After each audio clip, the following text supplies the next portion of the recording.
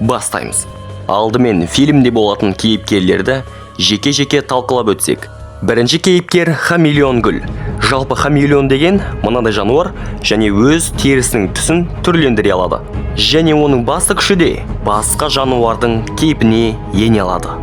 Келесі кейіпкеріміздің есімі Джейн. Жалғанды жалпағынан басқан баугеспе. Бір шама нәрсе бүлдіргендіктен енді қашқын болып жүр.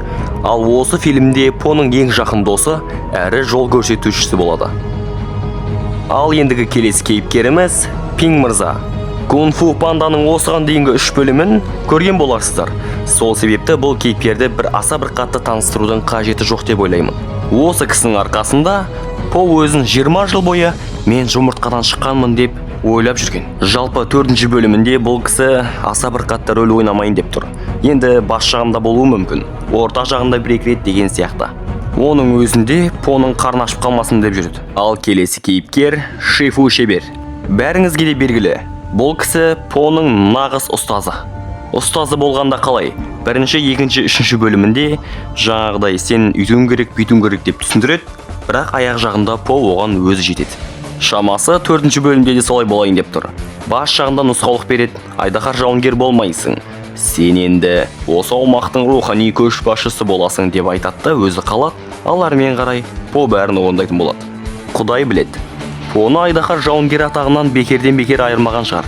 Келесі кейіпкер Ли Шан. Поның биологиялық әкесі. Біз бұл кісіні 2-ші бөлімнің соңғы жағында және 3-ші бөлімдегі басты кейіпкерлердің үйреніп жатқандығын көрем. Бас жағында болады, ал одан кейін мүлдем болмайын деп тұр. Бәлкім Пинг мырзамен бірге кеспеханада жұмыс жасайды. Келесі кейіпкерлер кішкентай қояндар. Ақсиған тістеріне қарағанда бұлар қоян емес, қасқыр тұқымдас.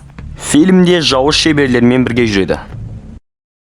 Және Tai Lung сөзсіз бәріңіз күткен кейіпкер болар. Жалпы Tai Lung 1-ші бөлімдегі басты жауыз кейіпкер. Жауыз деймін, Tai Lung'ты қосуының 2 себебі бар. Біріншісі әрине рейтинг көтеру үшін жанкүйерлердің сұрауымен, ал екіншісін алдымен трейлерді көріп алайық, талқылап алайық, сосын барып егжей-тегжей айтып шығатын боламыз. Башыға айналады. Бір сценада жауыз балық тұқымдас біреумен шайқасып, Угвей сияқты жан тыныштығын іздейді. Тамақтарды ойлап, бірақ одан түк шықпайды.